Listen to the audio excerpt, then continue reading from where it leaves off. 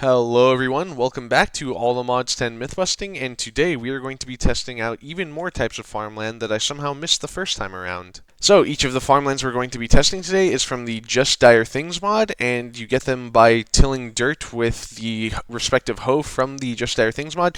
So each of these hoes corresponds to these tiers of farmland, and you make the hoe basically just by its vanilla recipe, except you swap it out for the Just Dire Things ingot corresponding to your hoe tier, and to get the ingot, you smelt the ore that you get by mining this kind of ore, which you get by putting the respective block on top of this type of goo, and you have to feed the goo its type of food. I'm not going to go into that. I'm sure there are plenty of tutorials already on Just Dire Things and how to get all of the stuff you need to make these hoes. So I ran the Just Dire Things farmland against our reigning champion, the Red Fertilized farmland from Farming for Blockheads, and I think the results speak for themselves.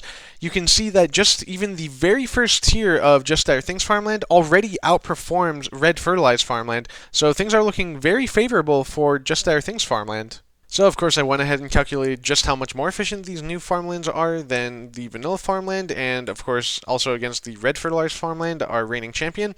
So, as you can see, red fertilized farmland is around 347% more efficient than just plain old vanilla farmland, and the very highest tier of Just Dire Things farmland is around 1,410% more efficient than vanilla farmland, and that's around 4 times faster than the red fertilized farmland. So, yeah, things are looking very, very good for the Just Dire Things farmland. In addition to just having a higher output, this Just Dire Things farmland also comes with some additional perks.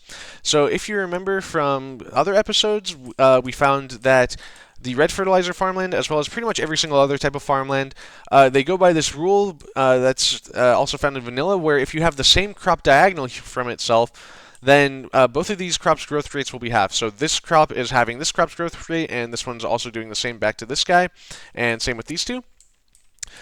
So the way to circumvent that is to just plant in rows. So have one type of crop in this row, and then a different type of crop in this row, and then keep alternating as you go down.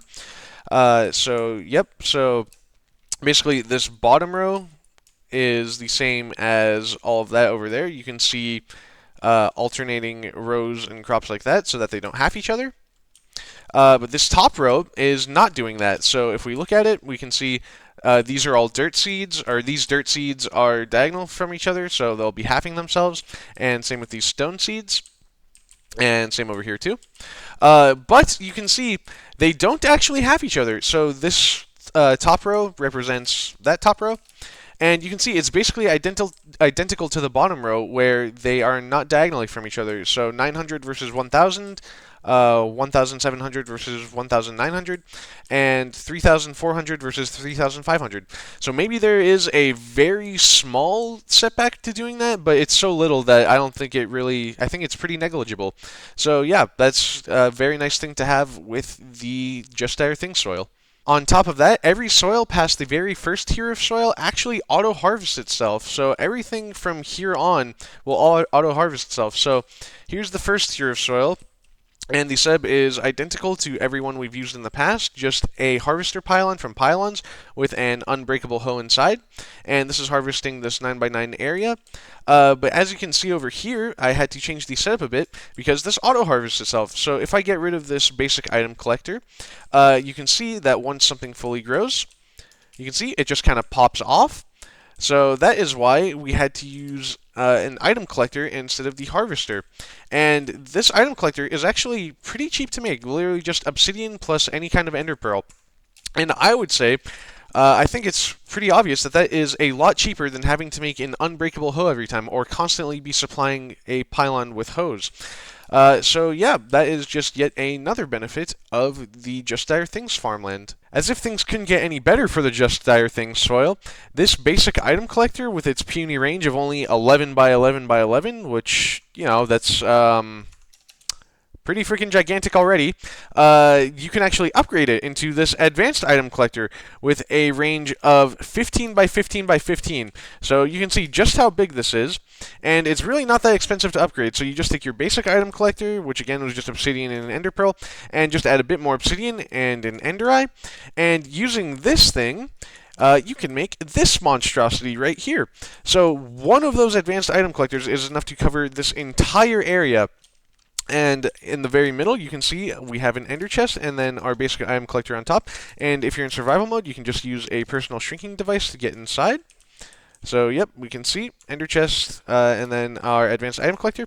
And I have that wired up, so all of it's being pumped out into here.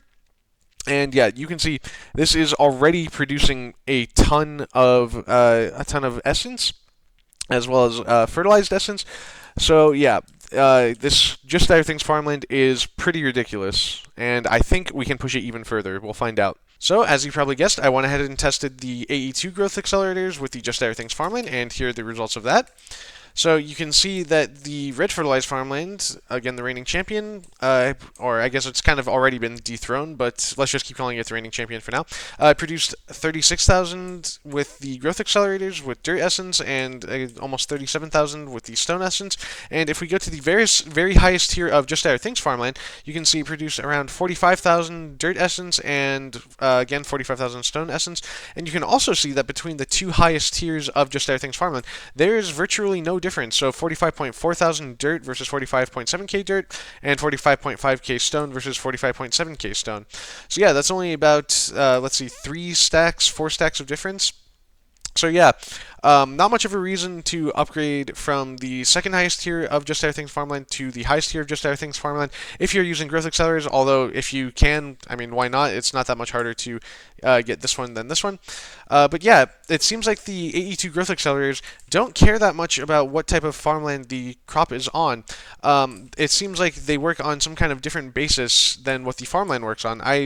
Perhaps they're supplying random ticks to it, so the farmland doesn't really care about random ticks. Maybe it's working on some other principle. I'm not really sure, but moral of the story, you can definitely get away with just using red fertilized farmland over any of the Just Dire Things farmlands when using growth accelerators. Although, one last thing to note is that the Just Dire Things farmland, as mentioned earlier, will auto-harvest, so it might be desirable to use the Just Dire Things farmland when going large scale so that you don't have to make a bunch of harvester pylons as well as a bunch of hoes for those harvester pylons. And I went again and calculated the differences once again. So on the top is the difference from vanilla farmland with AE2 growth accelerators, and on the bottom is the difference from just vanilla farmland all by itself.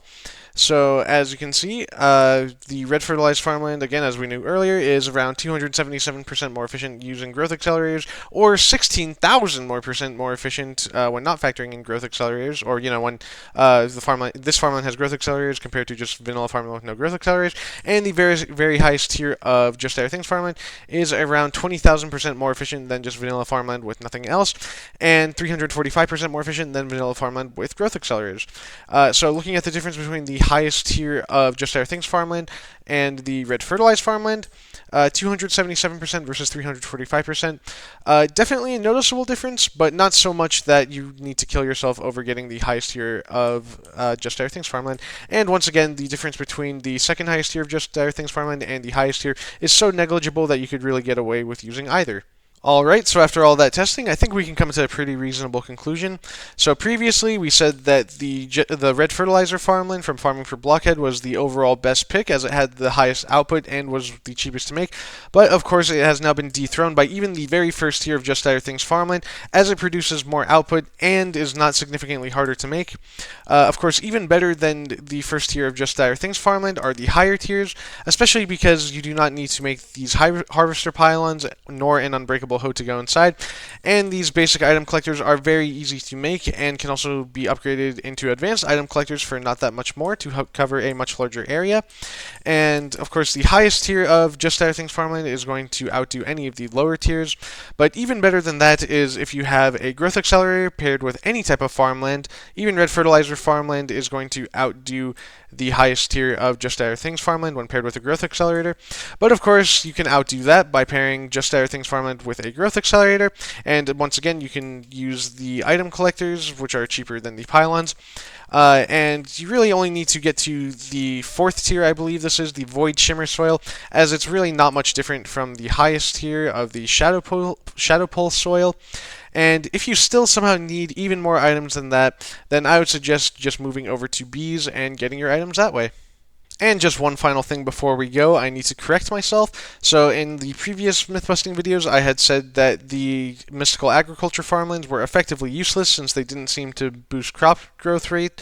But as you can see from the mystical agriculture manual, it says that it actually provides a 10% chance to drop the seed that the plant is planted on, as well as the higher tiers granting an additional chance to drop the seed, as well as Inferium dropping more essence when planted on higher tiers of farmland.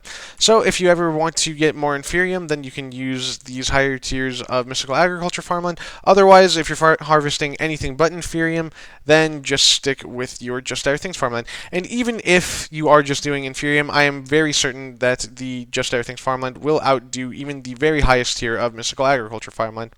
But yep, that's about it. I hope you enjoyed today's video, and I'll see you guys next time.